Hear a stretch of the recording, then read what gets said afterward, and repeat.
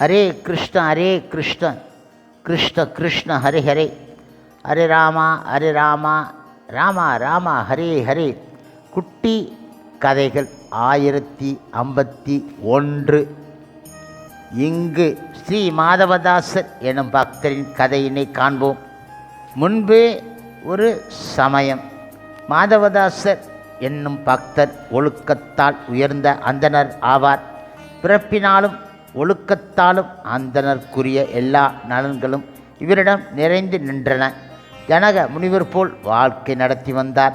இவர் 4 வேதங்களையும் பயின்றதோடு வேதாந்தங்களையும் வைசேஷிகம், பாட்டம், பிரபாகரம், பூர்வ மீமாம்சம், உத்தர மீமாம்சம் ஆகிய எல்லாவற்றையும் ஐயன் திரிபுர கற்றவர் ஆவார். பகவான் நாமஸ்மரணமும் அடியாரை ஆதரிப்பதும் இவரது வாழ்க்கையின் குறிக்கோள் ஆகும். இப்படி நடத்தி வருகையில் இவரது மனைவியார் பிரிந்து இறைவன் திருவடி அடைந்து விட்டார். ஏற்கனவே மனதளவில் துறவியாக வாழ்ந்த இவர் மனைவியின் மறைவுக்கு பின்பு தனது வீடு, வாசல்கள், தட்டு, முட்டு ஜாமான்கள் எல்லாவற்றையும் ஏழை எளியவர்களுக்கு வழங்கி ஜெகநாத சேத்திரத்திற்கு பிரயாணம் ஆகிவிட்டார். அவர் இப்பொழுது பூரி ஜெகநாத சேத்திரத்தை அடைந்து சமுத்திர ஸ்நானம் செய்துவிட்டு இறைவன் சன்னதிக்கு சென்றார். வெறும் கையுடன் வந்து நின்ற இவரை கண்ட அர்ச்சகர்கள், யாரையா நீ, சுவாமி தரிசனத்துக்கு இப்படித்தான் வருகிறதோ என வாயில் வந்தபடி திட்ட அவர் சன்னதி விட்டு வெளியே வந்து ஒரு தனிமையான மண்டபத்தில் அமர்ந்து தியானத்தில் ஆழ்ந்தார். அன்ன ஆகாரம் ஏதுமில்லாமல் 3 நாட்கள் அந்த இடத்திலே அமர்ந்து இருந்தார் அவர். இப்பொழுது பகவான் கிருஷ்ணர் ருக்மிணி பிராட்டியை பார்த்து, ருக்மிணி, நமது மெய்யன்பன் மாதவதாசன் உன் உறக்கமில்லாமல் தியானம் செய்கின்றான், அவனுக்கு உணவு அளித்து வா என்றார். தங்க வட்டிலே நெய்யும் கறி அமுது வகைகளும் வைத்து மல்லிகை மலர் போன்ற அன்னத்துடன் ருக்மிணி தேவி மாதவதாசர் எதிரில் நின்றாள். அவள் நிஷ்டை கலைந்த தாசர் எதிரே தாயினும் சால பரிந்து நிற்கும் தேவியைக் கண்டு யார் என்றார். தேவியார் இறைவனது கட்டளையை கூறி, இதை உண்பாயாக, பிறகு இறைவனது தரிசனம் கிடைக்கும் என்றார். அந்த தங்க வட்டிலோடு உணவை அளித்து குடிக்கவும் கை கால் கழுவவும் தண்ணீரும் கொடுத்து மறைந்து விட்டார் ருக்மிணி பிராட்டியார். இப்பொழுது தங்கத்தட்டை தலை துணிக்கடியில் வைத்து கொண்டு இரவு ஆகிவிட்டபடியால் நித்திரை செய்யலானார் தாசர்.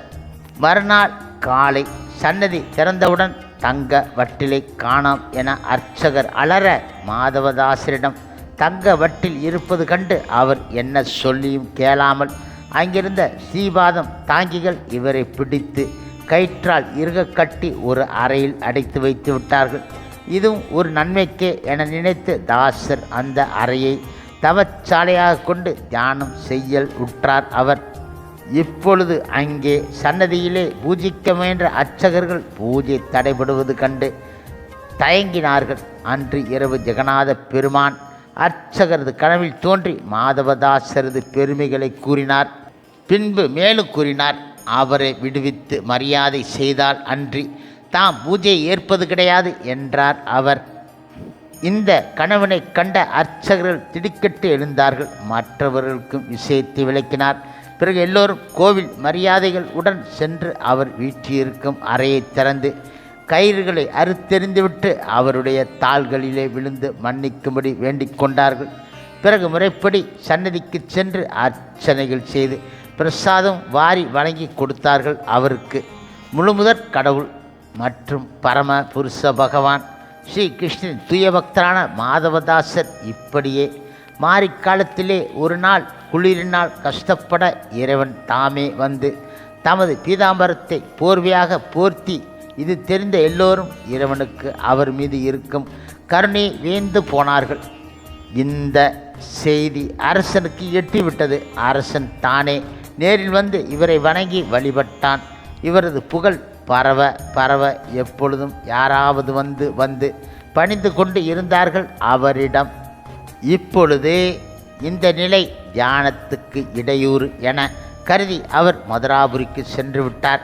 அங்கேயும் அர்ச்சகர்கள் இவரது தோற்றம் கண்டு அவமதித்து துரத்த இறைவன் தானே வந்து இவருடன் உணவு உண்ண அது கண்ட அர்ச்சகர்களுக்கு புத்தி தெளிந்து இவரை கோயிலுக்குள் புக அனுமதித்தார்கள். அங்கே மதுராபுரியில் தாசர் கடுமையான வயிற்றுப்போக்கினால் கஷ்டப்பட இறைவன் தாமே ஒரு இளைஞனாக வந்து தண்ணீர் மொண்டு கொடுத்து துணிமணிகளை தோய்த்து உலர்த்தி பணி செய்ய அது கண்ட இவர் வருந்த ஊழ்வினையினால் வந்த இந்த நோயை அனுபவித்துத்தான் தீர வேண்டும் என சொல்லி மறைந்து போனான். அதன் பின்பு நோயும் தீர்ந்து விட்டது. அது மட்டும் இல்லாமல் இங்கே மாதவதாசருக்காக இறைவனே அவர் போல் உருவெடுத்து வந்து தர்க்க சாஸ்திரி ஒருவரை வென்று இருவரையும் நட்பு கொள்ளச் செய்தார்.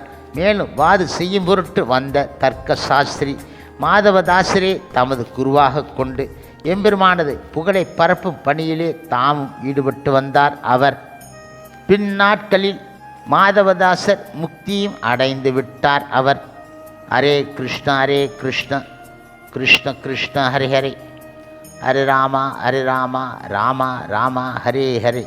சில பிரபுபாதரின் சேவையில் இஸ்கான் பக்தர்கள்